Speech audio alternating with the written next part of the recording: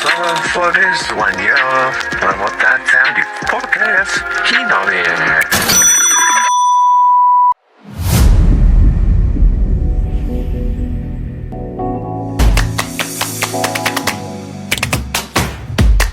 Biasa. Oke, ini episode pertama kita nih Kak, kebetulan nih. Episode pertama? Iya. Oke. Tamu spesial nanti.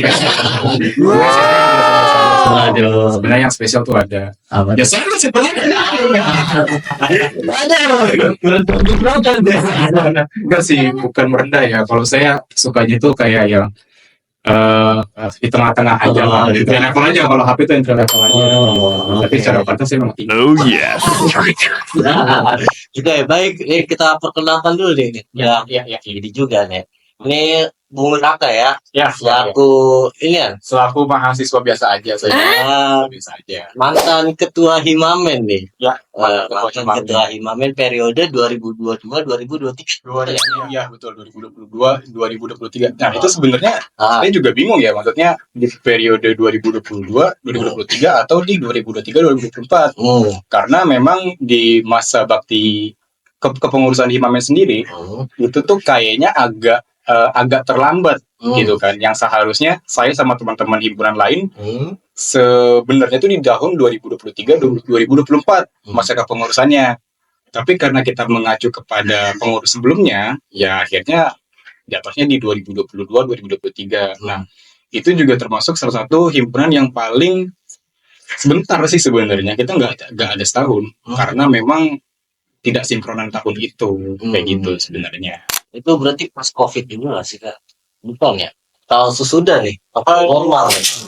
Nah ini sebetulnya ini ada sejarahnya juga ya. Oh. Jadi manajemen itu prodinya atau jurusannya itu dia lahir dan terbentuk di pada saat COVID tahun 2020 COVID ya.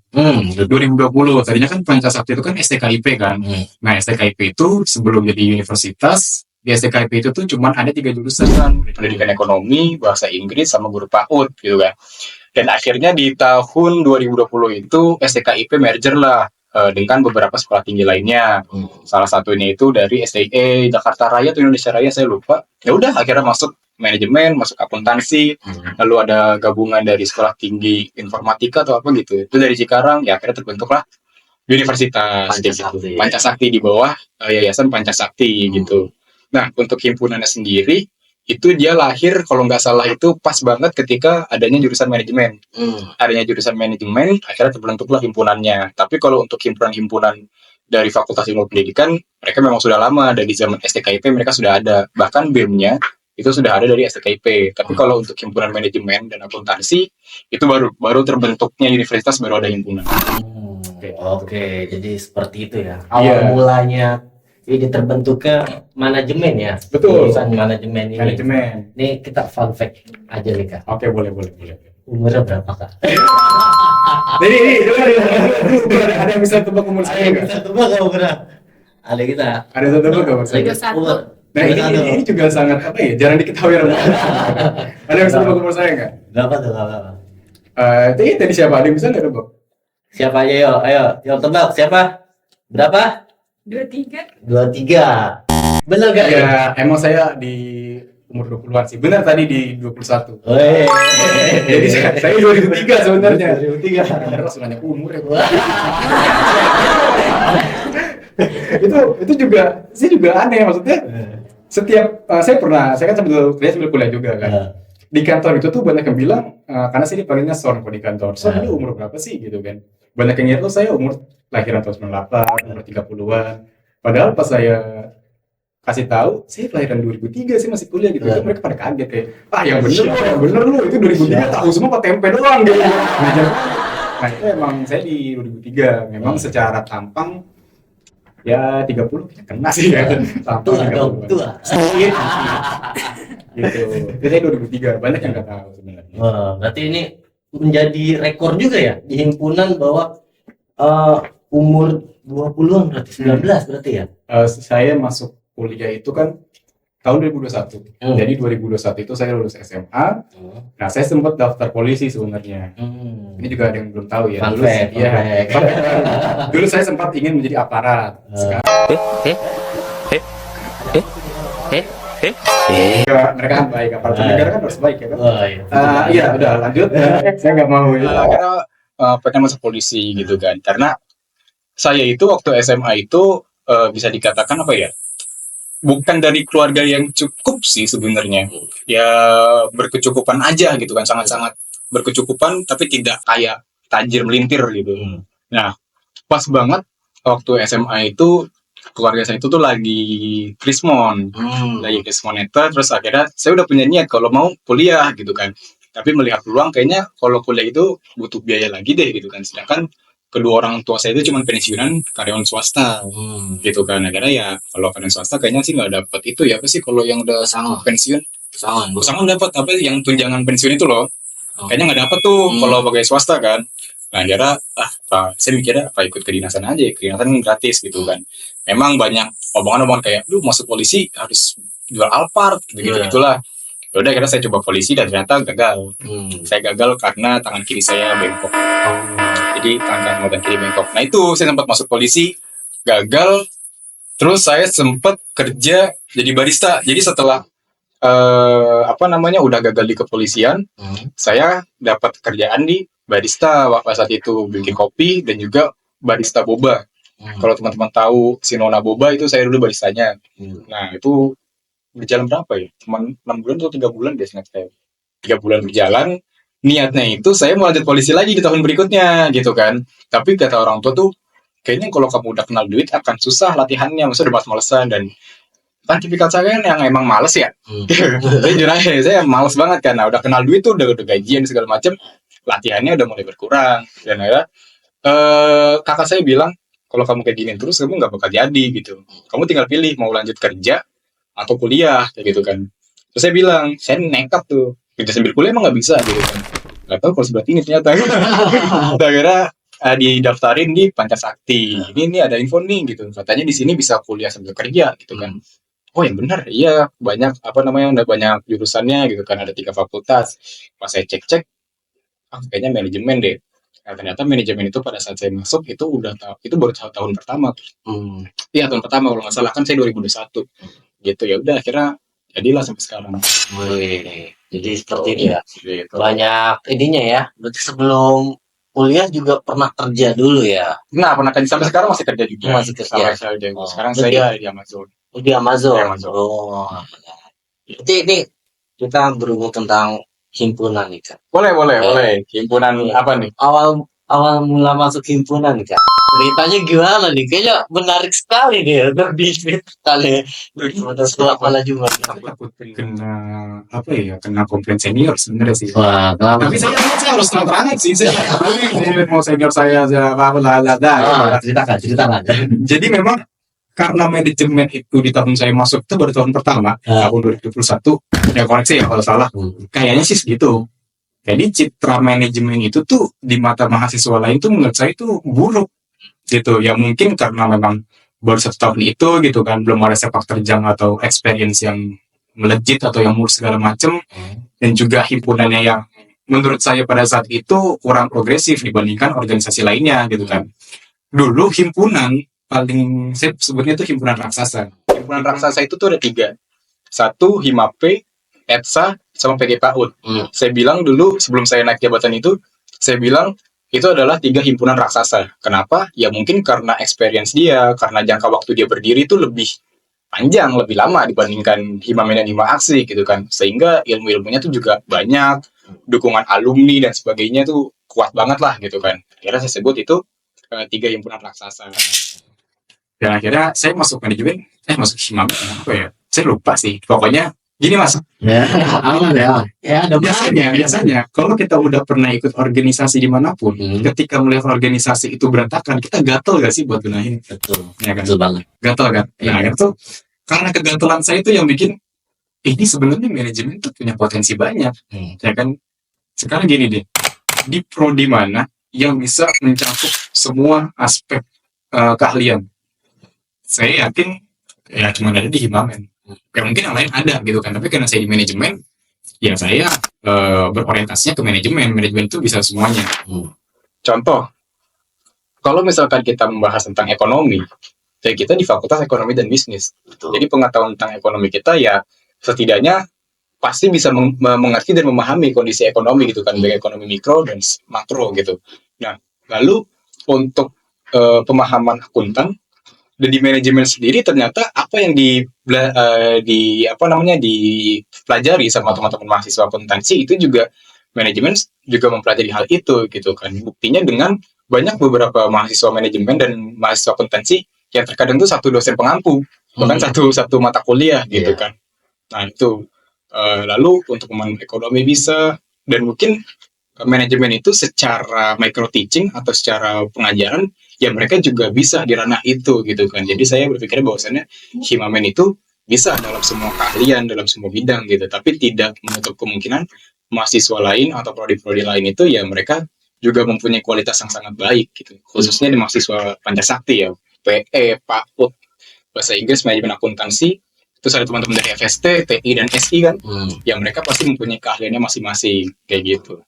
Gitu sih kalau menurut saya, karena itu yang tadi saya bilang, citra manajemen atau himpunannya sendiri pada saat itu kurang baik di mata mahasiswa, dan juga karena kita seorang organisator ya, semua di sana yang ada di sini seorang organisator, ketika melihat organisasi tidak berjalan baik ataupun mungkin berantakan dalam tanda kutip, kita gatel banget tuh buat ngeberesin.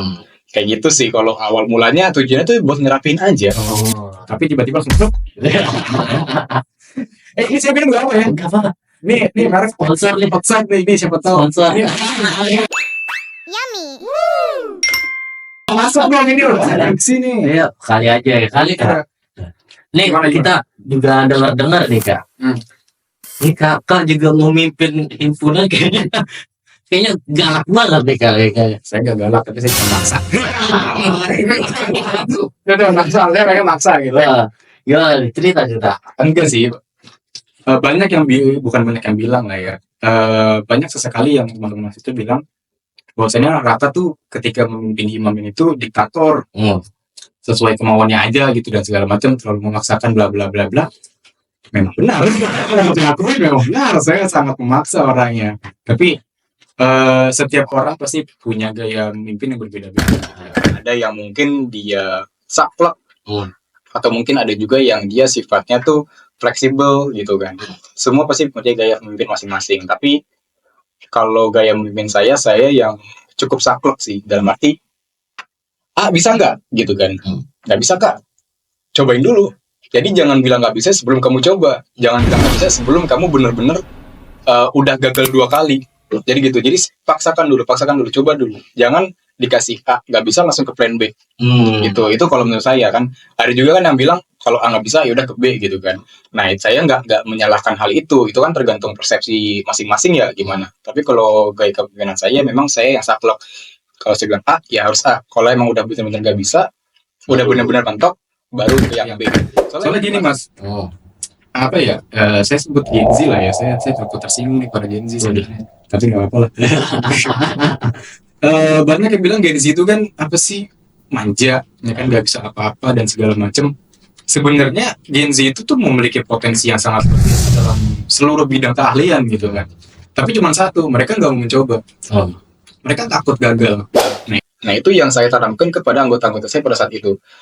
Saya nggak mau, ketika kamu masuk Himamen, yang tadinya kamu nggak bisa, setelah demisioner, setelah turun dari Himamen, kamu harus bisa.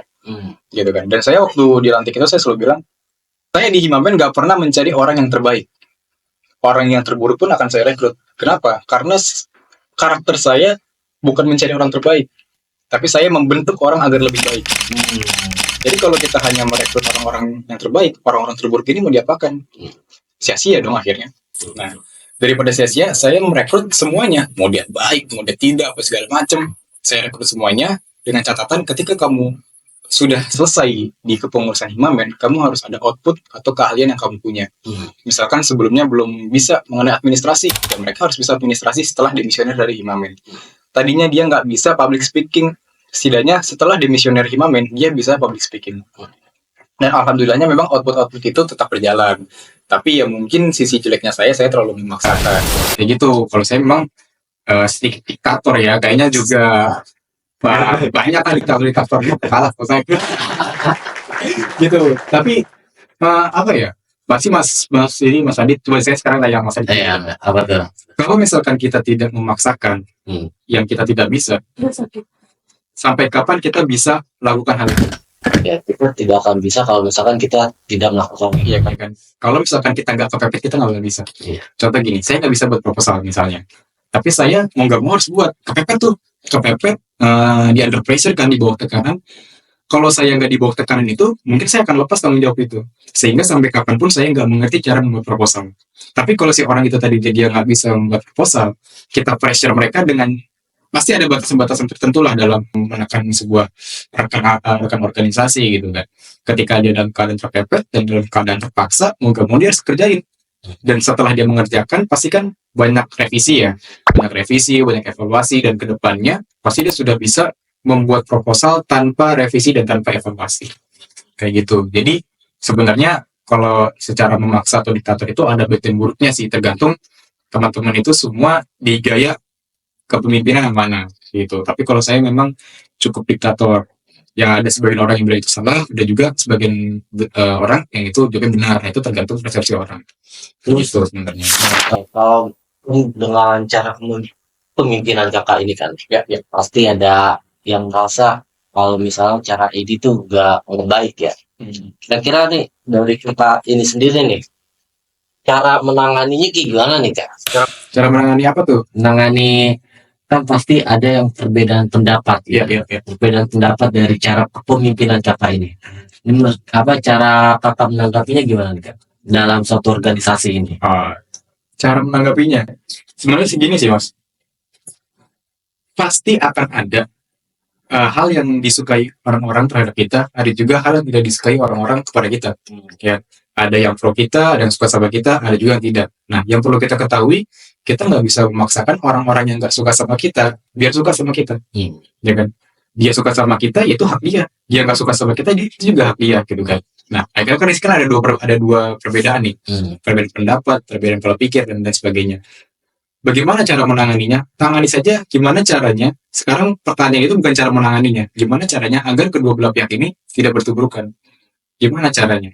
Ya, artinya kita hanya fokus kepada orang-orang yang suka sama kita. Orang-orang yang gak suka sama kita atau haters, kita nggak usah peduli ke dia. Sekarang kita bisa besar, kita bisa berhasil itu karena haters atau karena followers. Kan pertanyaannya itu kan, pasti karena followers, karena suka sama kita. Kalau orang ini sudah suka sama kita, apapun yang kita inginkan secara bersama pasti akan dibantu. Tapi kalau kita mengurusi si haters ini, mau sampai kapanpun kita cuma mendengar kata-kata negatif, hate speech dan lain sebagainya gitu kan, sehingga kita tidak bisa tumbuh tuh. Nah, tapi tidak boleh serta-merta mengacuhkan dong haters nih. Nah, haters ini juga bisa dijadikan sebagai alat motivasi. Contohnya, karena lu nggak bisa apa-apa lu, coba di manajemen lu bikin manajemen melejit, bisa nggak? Bikin manajemen di atas bisa nggak? Nah, itu kan akhirnya termotivasi tuh, gue bakal buktiin kepada lu gitu kan, kalau manajemen tuh bisa itu. Jadi Mas, senggol dong Buat teman-teman semuanya ya. benar. Nah, di sebenarnya tuh apa ya, Himamen itu banyak banget brotherhood-nya sih. Jadi kalau di Himamen itu kita nggak menganggap semua organisasi itu saingan kita nggak menganggap semua mahasiswa dari prodi-prodi lain itu saingan kita. Bahkan kita menganggap semua mahasiswa di Pancasakti, khususnya ya teman-teman dari FEB, akuntansi, itu kita benar-benar brotherhood banget. The brotherhood of faculty economy and business. Itu di Himaksi kita benar-benar kuat banget. Pada saat saya menjabat pun, saya sama ketua Himaksi pada saat itu saudara Iwan, itu kita sempat ada bukan kolaborasi sih, sempat ada tujuan yang dimana kita mau bikin pesta FEB. Jadi itu dipenuhi dan didominasi oleh mahasiswa Fakultas Ekonomi dan Bisnis seperti itu. Nah, dan juga pada saat itu ada ada program gabungan tapi sempat bungkus ya, sempat gagal. Itu namanya PSB Competition, itu diselenggarakan oleh seluruh himpunan yang ada di Pancasakti. Bukan hanya himpunan, UKM pun juga turut serta di sana. Tapi ya qadarullah, karena satu dan lain hal kita nggak bisa meneruskan, dan akhirnya yang mungkin akan terrealisasi di tahun-tahun berikutnya. Itu anggarannya cukup besar sih, kalau nggak salah 50 juta. Kalau boleh tahu programnya tuh apa? Nah, jadi PSB Competition itu tadinya kan kita mau laksanain di tanggal 28 Oktober. 17 Agustus. Saya ingat banget. Jadi waktu itu waktu kepengurusan saya itu ketua-ketua himpunan ini itu lengket banget, akak banget gitu kan. Ada dari Himap itu ada Hakim, dari PAUD itu ada Fania, akuntansi ada Irwan, terus Bang Agung dari ETSA, ada ketua senat juga Bang Diki, Presma Surya, itu kita kuat banget gitu kan. Akhirnya kita mikir nih, ini gimana caranya kita tuh bisa menaikkan reputasi organisasi gitu, tapi bukan hanya untuk Himamen saja, bukan hanya untuk Himape saja, bukan hanya untuk beberapa HMJ saja, tapi bisa meningkatkan reputasi seluruh organisasi gitu kan. Kumpul itu di angkringan tuh, kita ide di angkringan kan, kumpul kita bikin kolaborasi yuk, bikin acara, ayo kolaborasi ini apa ya namanya, PSB competition aja gimana. Nah targetnya itu adalah siswa, tidak lain dan tidak bukan, tujuannya itu sebenarnya tuh untuk marketing kampus. Siswa SMA kan tadi kan lulus nih di PSU aja gitu, dia PSU aja